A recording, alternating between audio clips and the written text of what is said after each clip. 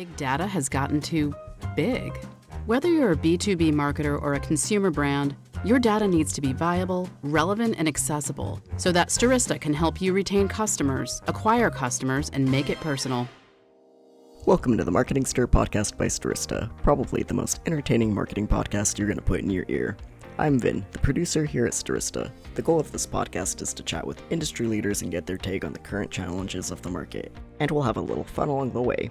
In today's episode, Albert Thompson, Managing Director at Walton Isaacson, joins the Marketing Stir this week to chat with Ajay and Vincent about consumers' attention. Give it a listen. Ladies and gentlemen, what's going on? It's me, Vincent Petrofessa, the Vice President of B2B Products and Partnerships here at Stirista, and still Interim General Manager of Access B2B. I love it. Ladies and gentlemen, the Marketing Stir, we're here. It's so great talking to you.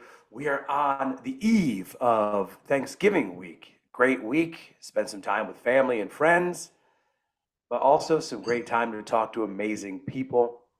Thanks again to all of our listeners in the Marketing Stir. Thank you so much also for coming up to me in such a nice, positive way when you see me at conferences now. That's new. No one ever recognizes me at conferences. Sometimes they'll recognize my loud jacket that I have on to go with my loud Italian personality. But now people are recognizing me for like, wait a minute, aren't you the guy who hosts along with Ajay the Marketing Stir? I'm like, it sure is. It sure is. So it's nice. That's new. And again, when I say people, it's like 5 people. Let me not make it like I'm a Beatle for nice. That even made our co-host and CEO laugh. But before we get to him, you know him, let's talk about Stirista. Just for like 10 seconds. Take it easy. That's it. It's Stirista. We are a marketing technology company. We own our own business-to-business data, our own business-to-consumer data. We help, through our technology, people target those data points to help them get new customers through our own email sending platform, our own DSP. Email me, vincent@stirista.com. That is how confident I am that we could help. I just gave you my email address. The other confidence I have is in that laugh you just heard, ladies and gentlemen. That is my Commander-in-Chief here at Stirista. Ladies and gentlemen, my co-host, Mr. Ajay Gupta. What's up, Ajay? Hey, Vincent. Pretty good day for me. Your fantasy football team did not turn out quite as lucky, but I would say all in all, I had a pretty good weekend, even though it's been raining here and supposed to rain here for the next 7 days. Well, better not rain when I get there, because I'm coming there for, AJ's in San Antonio, Texas. I am in New York City. I'll be out there for our summit December 8th, and it better be nice. It's, why am I coming to Texas in December? It better be like warmer weather. So let's fix that. And yes, you're right. This weekend, you're listening to the podcast. It'll be a few weeks later or so, but my fantasy football teams, all 4 of them, lost, and then the New York Giants got whooped on by the Detroit Lions, as in like twice before 0-16 Detroit Lions. But hey, you got to get better. You just got to get better. That's what happens. It pays. I was fortunate enough to have Jamal Williams on my team. So come on. Oh man, of course you did. Not that I want to celebrate your misery, but it definitely paid off to have him. Well, yeah, I would have celebrated it too. AJ, as you know, is very new to fantasy football, but he has been rocking it out this year because he read a few books. That's what CEOs do. They study up and they make sure they know going in. I love it.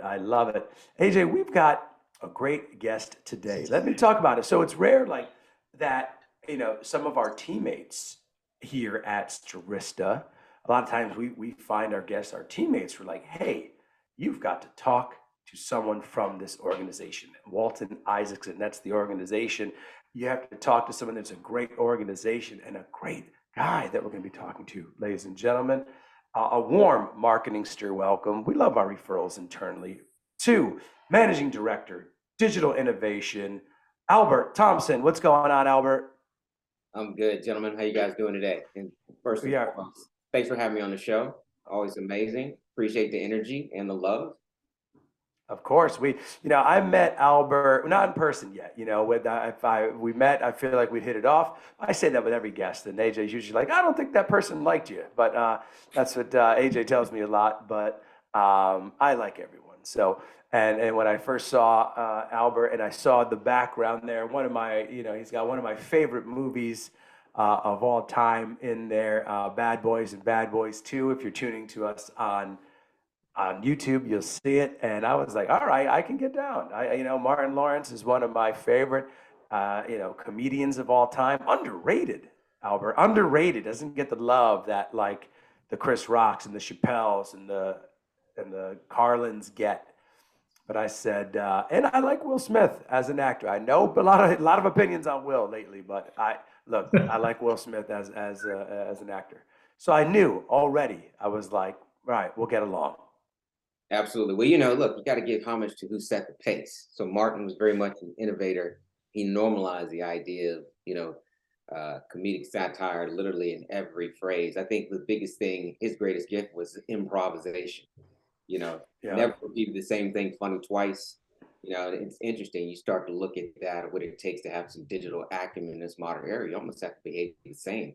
The idea of constantly sort of reinventing the narrative. So I got much respect from him on a lot of fronts beyond just on screen. Yeah, no, me too. I always liked him from, it's not easy hosting Def Comedy Jam, and he was the original, and he set the tone. That's how it is. I know a little bit. I know a thing or two about hosting some events or shows, and even comedy shows, as those listeners, some of them know that, but it's not easy. But that's awesome. But Albert, let's get right into it. All right. Talk to us about your role within the org. I love your title. It's a title that you don't see all the time. Again, it's something that you as the person drew us to talk to you, and also wanted to dig into the title. But tell us about what you do at Walton Isaacson, digital innovation. I love it.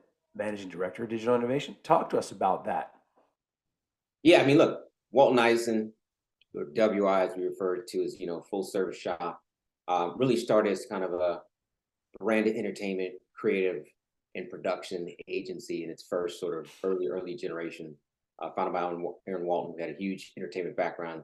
Neat story. His first line of work was really dealing with Michael Jackson during the Cola Wars. So that was his first taste at working in the influencer business and entertainment. So you can imagine that kind of ethos bringing to creating a shop that wasn't like just another agency, as they say. The same way they say the world doesn't need another DSP, the world didn't need another agency.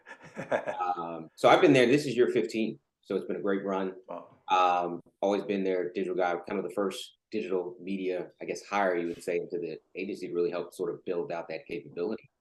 I think Aaron used to always make this notation of, Albert's always the guy a couple years ahead. So this isn't a self-nominated quote, that's what he said. And I think what he kind of discerned was making sure we kept an eye on innovation and actually keeping a title on, not being left behind.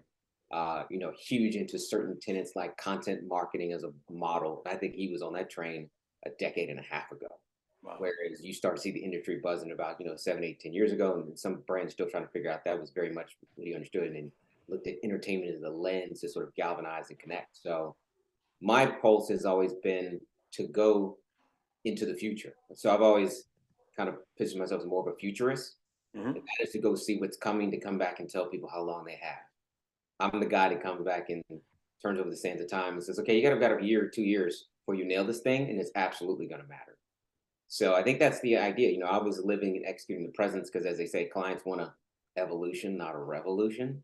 But you got to tell them what the revolution is so they can evolve to it to a point. So that's really been the ethos I've always carried. So I'm very much interested in breaking what's coming. I'm that guy that I don't have a challenge reinventing myself or sunsetting myself in the next moment for the next. So yeah, background is marketing. I'm a marketer's marketer. I make it very clear. People call me a digital guy. I've been buying media for over 20 years. So I've seen much of what we buy give birth, but I'm a marketer's marketer at heart. I'm always about understanding the consumer first. That's no, I love that story. I love the way you explain that, Albert. So we're going to get into later some questions about, like you said, digital and being there for 15 years. That was when digital really started to peak. So I want to hear some stories about that. But a fan favorite question of ours is how you got into this crazy industry of ours to begin with, right? That's always is never usually a straight path to it. So talk to us about it. Yeah, it's an uncommon story. I knew I wanted to do advertising in high school. I think, yeah, by the time I was a junior, I was like, this is what I'm going to do. Wow, Uh, yeah, that is unique. You don't get that often. no, not for a digital guy. And then, I went through grad school, was still a focus on doing marketing. And then it was interesting. I'm like, I don't know if that industry really pays. So did a stint on the brand side and then found a startup interactive agency when they were interactive agencies here in Maryland. And that agency at the time was pretty successful. It was bigger than all the big boys. It was bigger than Beyond Interactive at the time. And then just kind of cut the bug and said, look, this is a fast moving business, digital advertising. It's going to be progressive. It's always going to change. Suited my wheelhouse. Then I did a few stints at a series of agencies prior to WI to really get sort of locked in the business. So I dare say that this may be my final resting place. As they say, I might die in this business, but we'll see, man. But I've always liked the energy, the creativity, the hustle, the ideas. And I think a lot of people understand that marketing, much of it is supply chain management. So I was always drawn to the more creative, innovative idea side, which gets you into advertising promotions side of the ecosystem, less shipping and logistics, which that is what it is. Robert, tell us a little bit about what are some of the channels and strategies that you guys focus on. I am a follow the consumer where they are, where the attention is going. While there are channels that I have affinity for on a personal level, on a business level, I only care about where the consumer's going. So when people talk about the attention stack, I'm like, where's the attention going? If it's going into certain facets of paid social like TikTok, you got to start moving advertising to where mind share is and where you can move mind share. I was been buying CTV 7 years before most people were trying to spell the acronym and figure out what it meant. We were doing it. We've been doing digital audio on the programmatic side 5 years, and most people were like, "What's a podcast?" So I've always looked at what's burgeoning and essentially what's next. But I'm very much about chasing the consumer. Look, the consumer's the only one guaranteed to win. We can all fail. We all get fired when they make a different choice. I think most brands just don't realize that. So I am very consumer agnostic in terms of where we need to be, where brands need to play. I don't carry biases for a channel or partner because they're my favorite. And how do you think shopping behavior is changing with the rise of social media and online in general? We inherently are always shopping now. That happened during COVID. Like we're all getting SMS, emails, getting bombarded with ads, but we're all in a shopping mode. Shopping is no longer seasonal. It's no longer for the weekend.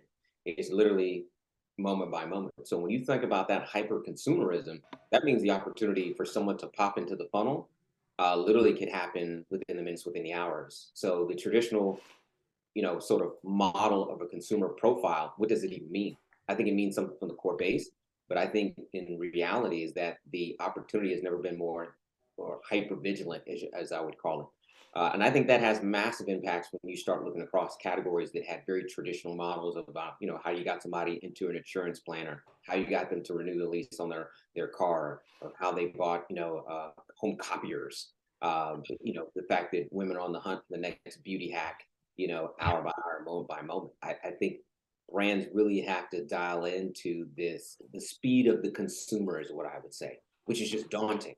And I think most brands in this era are out of touch with the speed of the consumer and lack understanding and intimacy around the speed of the consumer. And that speed, beyond moving from channel to channel, is very much around consumption and consumerism.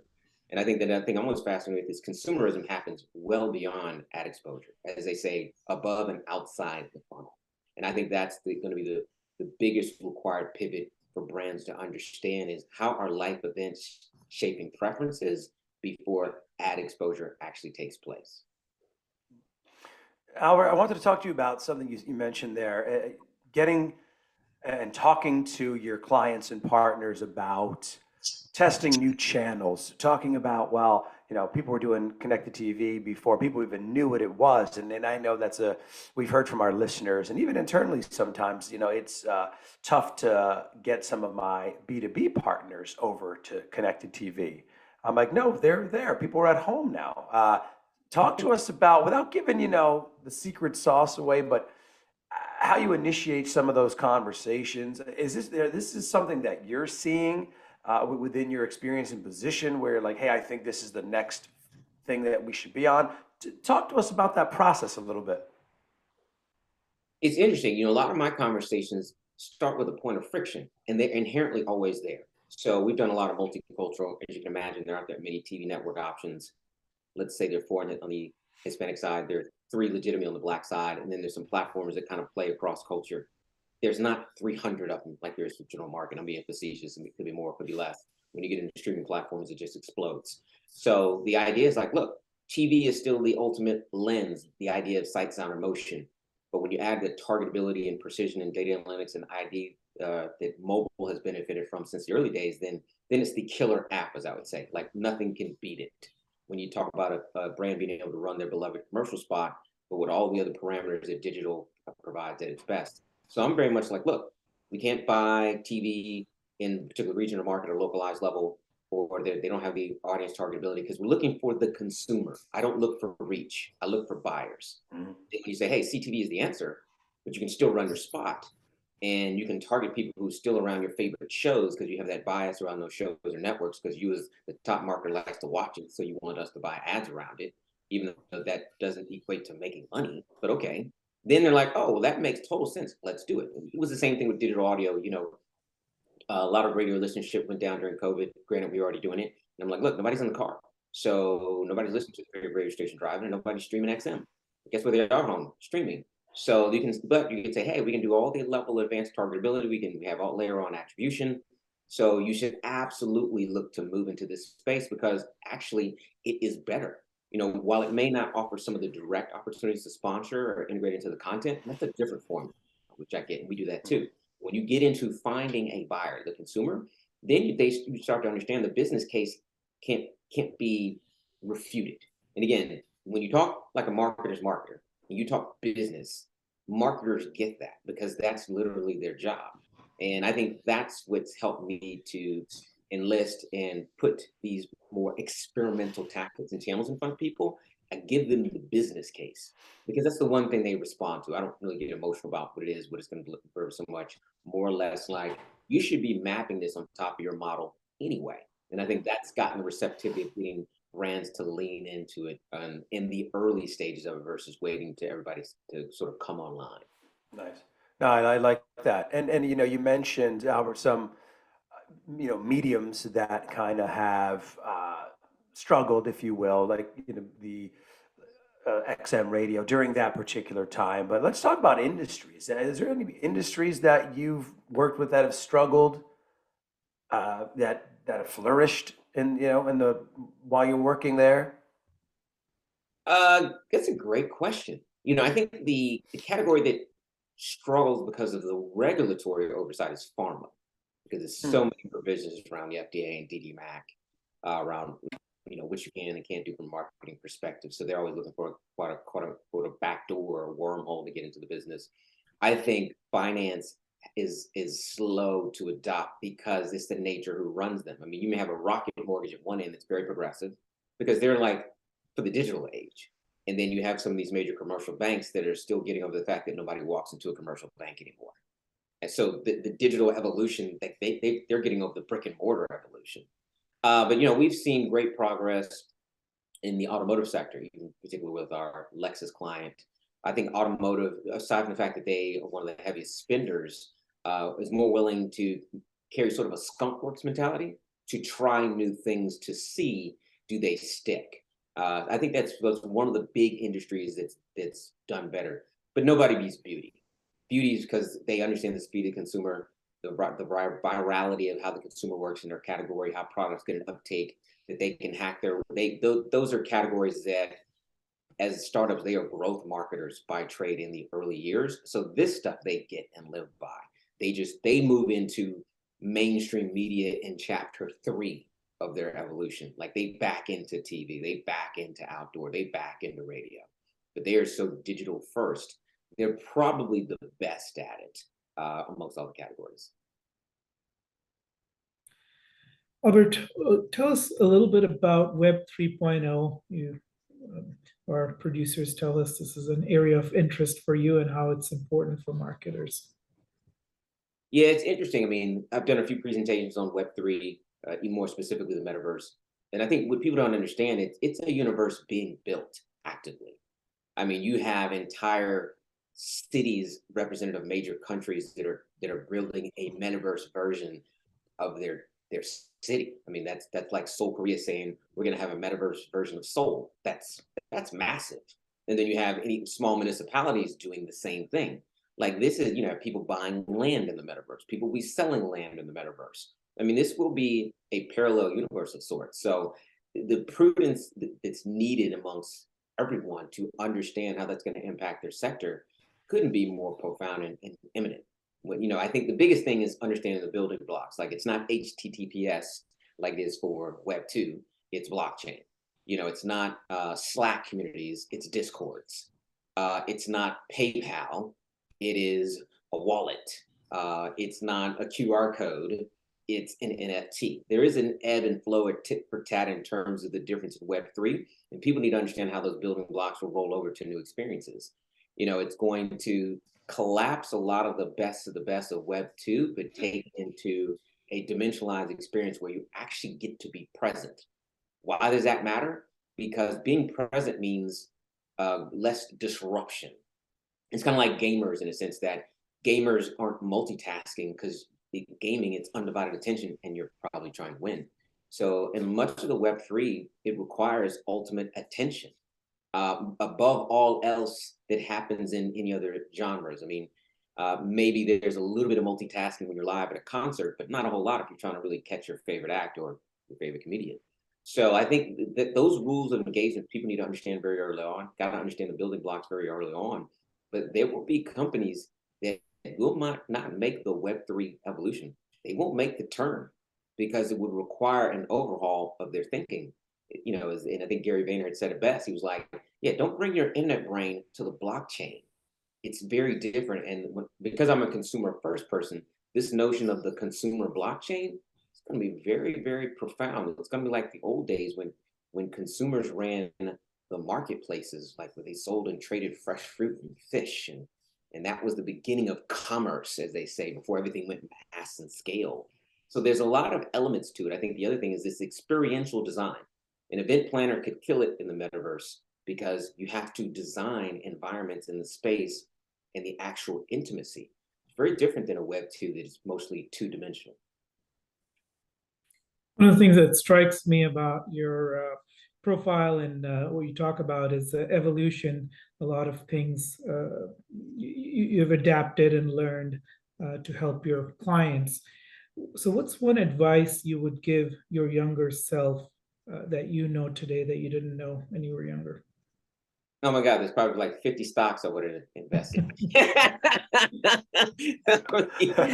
Let's like start there. I remember I found an old newsletter I saved on Bitcoin from might have been 2016, and I kind of filed it away. And then I never looked back at it. And then I'm like, oh my God, had I bought it then, I'd be out the game. Mm-hmm. I think the biggest thing is this idea of signaling. They talk about, that Gen Z would rather use TikTok than Google search. It's this idea of social signaling. They're looking for it trending. So if you guys want to pick a hot stock, you can't Google, is it a hot stock? It's just going to give you details about the company. You want to see the signaling, the chatter. Is there momentum? Is there velocity, as people say in the packaged goods business? I think what people need to understand is when new technologies emerge, you have to really look for and understand the velocity behind such technological innovations, because that has everything to do with where it is going. I think people spend too much time reading press releases. They dial into the hype machine and make a decision instead of trying to find the velocity like you're looking for it on the dark web. And I think that would tell you what things you need to invest time in to understand where the evolution is essentially going. I think people dismiss stuff and they take comfort in the fact that other people dismiss it as well. So they're like, oh, okay, I don't have to worry about it. And it's like, no, that's not a thing. And look, sometimes people just don't want you in the sandbox. So they actually send you the other way, where they turn around and dump a whole bunch of money into it. Albert, when you said that, I couldn't help about the stock thing. I couldn't help but smile and think about that scene from Forrest Gump where Lieutenant Dan, he said to Forrest goes, we invested in a fruit company. And he said, we're not going to have to worry anymore. And it was Apple. and it was Apple. But you know what's even crazier is that movie was made in 1994. And imagine, it's like even further. So yeah, it's so funny that you mentioned that.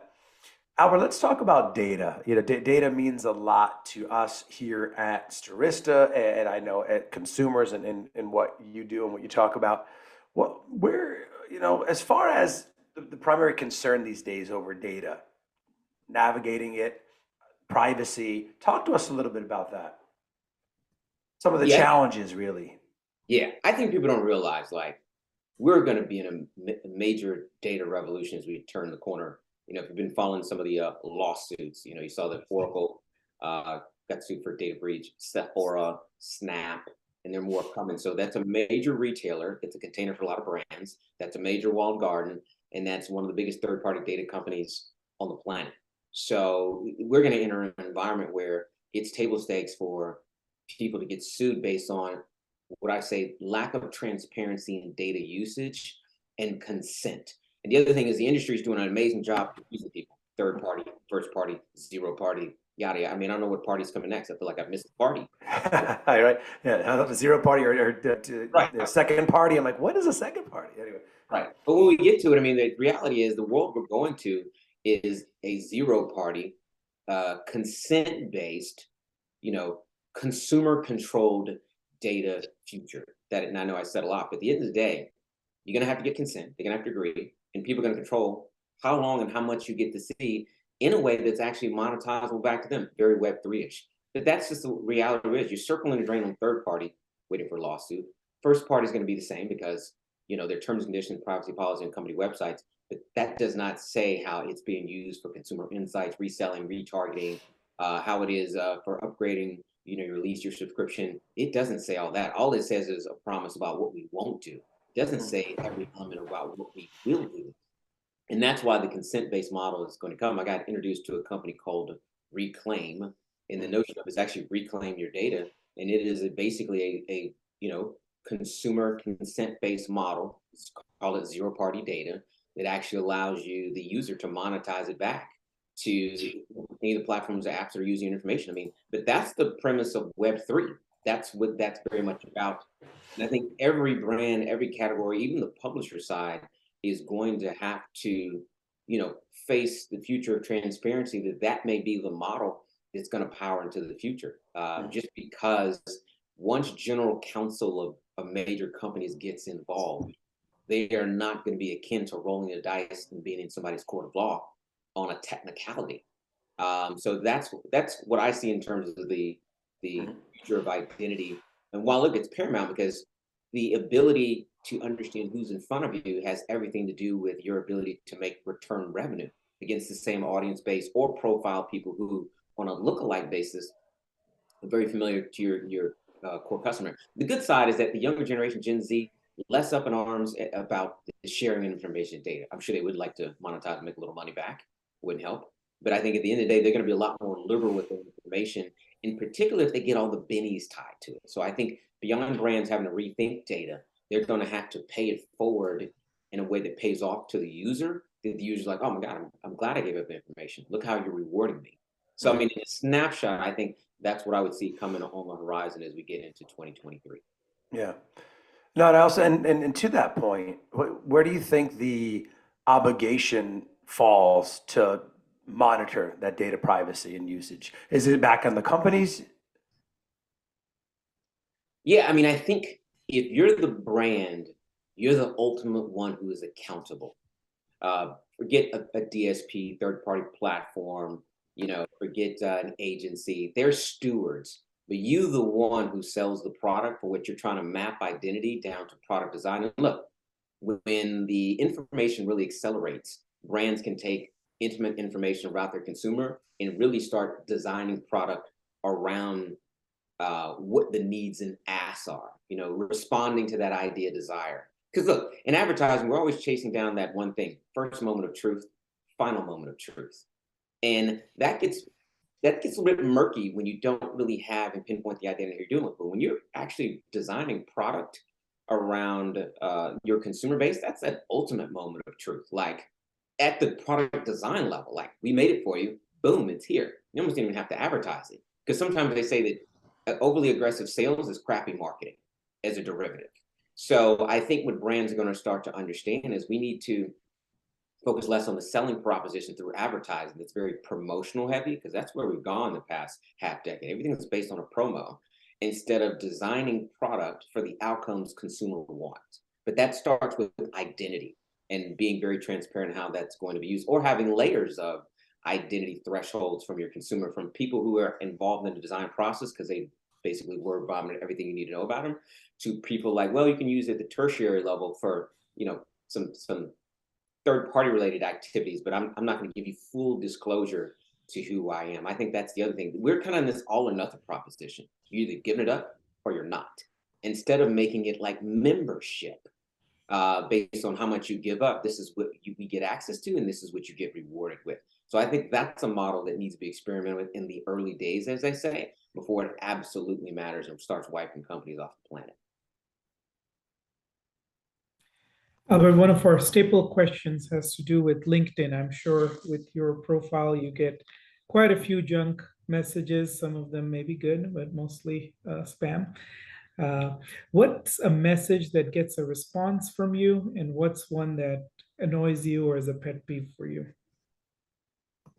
The thing about LinkedIn is that I've learned, because I have a lot of partners in the DSP business with engineers. A lot of it's are bots reaching out, similar to what you get in email.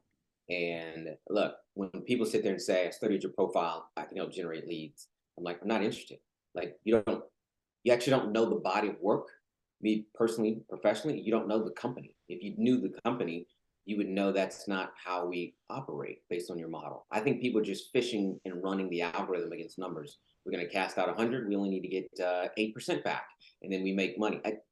That I can't get with. I mean, I'm more flattered by people like, hey, I've seen you speak, like the subject matter. They have some dialogue, like they were actually attentive and watching it. I've found some people that said that, but they weren't even in the room, so they don't even know what I said. So how are you going to sell me what I said? Look, I could totally suck. But hey, I guess all you want is a fish on the line and some level of conversion, because you're trying to hit conversion numbers as a success rate. I think there's a lot wrong in people just trying to hit a number to make a number. So I think the great thing about LinkedIn is it has this a hyper level of positivity. So it's not like Twitter, where everybody wakes up grumpy and says, "Let me get on Twitter and work this out like I'm co-counseling myself." So I like the fact that LinkedIn environment is a lot more positive. People are trying to connect, but I think how they're inbounding around it lacks an intimate connection as to why. You want to be engaged by people who are well-read, and too much of the outreach on LinkedIn is like, you're not well-read, and that's probably what I'd say is like turning me off, just in terms of some of the outreach. Yeah, by the time this episode comes out, Twitter may not even exist the way things are going. Those are facts. Yep. Hey, one of the questions we always ask is, how do you guys do your own marketing, and how does how's that going for you through kind of a pandemic and oncoming recession? Yeah, and look, I mean, advertising is so much of a relationship business. I mean, you got to reach out through the extensions. I think the agency has done a great job of mining old networks. I know Aaron Walton has been a master of that. And that's huge because it's credibility. And you want people to sort of be able to vouch for the body of work. I think we've done it by more way of momentum than hard selling. Look, the average agency, as you know, is not great at promoting itself. But I think we've been fortunate that we've never had to run and market promotions. We don't need to buy ads in magazines or trade magazines for buzz and press. We've gotten it to a degree. But when you're largely in the segmentation business, in particular multicultural, you have to spend more time sizing up prospects than receiving inbound solicitations. Everybody's not real about it. There's a lot of underinvestment in multicultural DE&I. You almost have to fact check back to the brand. Like, are you serious about this? Like, are you good at this? You got to be good at this. You got to be really committed to this. So it's not one of those all takers conversations. Very different in general market. But when you're passionate about cultural segments or DE&I, or just segmentation in general, the fact that you're going after specific consumer profiles, those are specific prospects in the marketplace. And there are less of them than people would believe. And that's why I think a lot of the traditional model for promoting yourselves don't necessarily work. And look, I always say it's all about laws of attraction. You got to create attraction. If you want people to work for you, work with you, work alongside you, cut a check for you. And I think the agency has done a phenomenal job over the years of being very attractive to do business with. We agree with that concept because AJ actually started this company originally to, in Stirista, kind of the name stirring things up is multicultural, right? Just given his background, and that's how he kind of started to help companies market that way. And we work with a lot of companies looking to reach that audience, and we really different audiences, and we really put our pride in that. So yeah, we totally agree. And I also agree with what you said, at least be in the room if you're going to mention that you heard me speak. I love that point. I always say to people, we get a lot of PR agencies who reach out to us, Albert, who want to get their clients on the podcast, for which we don't take many people. We don't take many, maybe 3 or 4 total. But we always say, like, you're going to reach out to me to say, hey, I love the podcast, or I listen to the podcast before you get your client on. Little things. Right. Like that. It's all in details. And I'm probably more of a detail-oriented guy than not. I've been told that, so I look for it. But at the end of the day, it's like time and attention, and it's valuable, so you don't want to waste it. It's one of those things, like, if I wanted to list you, I'd be like, yeah, I came to see you perform. Like, I like this joke that particularly just grabbed me. And then you're like, oh, okay, so you appreciate the craftsmanship, the work in it. And I think that's the things. But look, that's just missing in the world in general beyond human engagement, because look, people have a hard time just shaking your hand and looking you in the eye. Things that we were taught as masterclass, basic principles, are like everyday struggles for people. So yeah, I'm with you on the page, like 100% about understanding the intentionality of engagement. And I think that's the same thing a lot of brands lack today. It's like, yeah, you're not really intentional with that. Like, you're trying to hit a number. I'm just one of the numbers. Yeah. Well, yeah, we had a great guest on that focused their marketing focused on the LGBTQ community, and he was talking about there's so many people that just like put a rainbow on the for 1 month, and it's just like, wait a minute, it's gotta just. That's not it. You have to, that's not how you reach people. It's not genuine. But I agree. And also, a lot of times after my comedy shows where people are like, hey, wow, love your energy up there. Well, yeah, but did you listen to the jokes? Like, did you like any of the jokes? I was up there, that happens too. But Albert, as we're about to wrap here, let's get to know you personally. Obviously, you probably have very similar taste in movies than me. I take it you're a movie guy, but also, what do you like to do in your spare time? Were you always living in Maryland area there? Yeah, I mean, I've been here 23 years. Had the fortunate benefit of marrying my college sweetheart. We had classes together, went through grad school together. We have twin girls that are in college down at High Point. So absolutely proud of that. But look, I think we've always been close-knit family, hands-on. But I think I always joke that my wife and we're always game planning about what we're doing, even with our kids. I thought this analogy, you'll love it. Offensive, defensive coordinator. While you guys are talking about stuff like that. We're game planning. Like, some days got to lock down the defense because we can't score any points, and some days it's a shootout. But that's very much life. So I think I've always carried that philosophy in a lot of the things I've done work-wise. I think the other thing is, I've always treated myself like a digital good. Digital goods are never finished. Phones are obsolete, in a month. Like most consumer electronics are always, because somebody's the next. And I was like, look, if you can carry yourself like a professional like that, you can always carry that mild paranoia that you could be sunsetted. So you're constantly trying to build the next net and, level of intelligence and that level of blaring. So you're constantly sort of moving. And that's a pursuit a lot of people just don't have. But I don't know any other way of sort of functioning. And those are the things that I think people see when they see me. They're like, this guy's always sort of moving in the space, moving on to this next sort of conversation. It's part of the reason I've spoken about so many different things, given what may consider more of a narrow domain in my background. Is like, oh, that's fascinating. I'm going to go understand that and master that and operationalize that and go teach that and go execute against that. And I think that ethos is a bit of a lost art in this sort of day and age. But I know that's been part of my sort of professional acumen over the years, and that some of that carries into my personal life. And I hate the word incrementality, because people would use it in digital. I'm like, ugh. But I like it as treating yourself as you're underdeveloped. You're constantly in development. And if you have that pursuit, you'll end up someplace, maybe magical, special, don't know. But definitely more of a unicorn status than, as they say, blending in. Or someone wrote up to me and said, I see you came to stand out. Most of these people here are standing in. Yeah. I take the same approach. I try to take that same approach. And no, and that's one of the things that drew us to you. And I'm so glad we had you, Albert, because there was a lot of different topics that we could tackle. Just based on all your background and what you've done. So we really appreciate that. So Albert, a final thought. If there's something you want our listeners to take away from this podcast, lay it on us. Yeah, I think one of the ones I've spoken about is there's certain facets of advertising and marketing that have made the modern day marketer lazy. And I'm really big on this modern day marketer. I've studied marketing my entire career, even though I was doing a lot of advertising. I studied the CMO in that position for about a decade, in particular when they were only lasting about 12 to 18 months. Yeah. And I think there's too much mediocrity than amazingness, simply because people have let the greatest existential threat to human beings in marketing creep in and accelerate, and that's automation. But that's because the human element is missing. At the end of the day, the machines are only as good as the people programming it. And I always repeat it, the machines are only as good as the people programming them. I think we've let machines over-program our lives, to which they've lost the intimacy in the touch. And that has to do with, you don't let bots do the outreach on LinkedIn.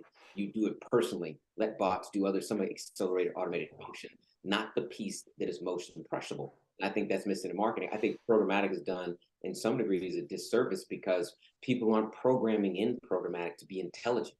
The machines themselves can be fascinating, but when there's no thinking out in front, it's like, oh, you just don't want to do any thinking. You just want to turn the machine on and let it do its thing. And I guess that's enough to keep your job. I'm just going to say this, in a Web3 era, that is not going to work, because we're going to return. When you look at an entire universe that is based on peer-to-peer connection, you can't automate the human element of connection and intimacy when that is very much in human endeavor. And that's my charge to people, is like, you're going to have to get back to the basics of the beginning, kind of like when Five Guys opened its first restaurant and they knew everybody who walked in, and it was a very personal, localized relationship. Yeah. Blockchain means we're going back to that. People who want to connect and build. And I think there's some elements of Web 2 that need to be sunsetted, because we've gotten away from that all-important sort of human element in marketing. I love it. I love that Five Guys reference, because you're right. That was what separated them. That was made it different. It was your neighborhood that kind of knew your name. I love that. Albert, this has been awesome. We appreciate your time today. Ladies and gentlemen, that's Albert Thompson, Managing Director, Digital Innovation, Walton Isaacson. I'm Vincent Petrofessa. That's Ajay Gupta. This has been another episode of The Marketing Stir. Thank you so much for listening. Thanks for listening to the Marketing Stir podcast by Stirista. Please like, rate, and subscribe. If you're interested in being a guest on the podcast, please email us at themarketingstir@stirista.com. And thanks for listening.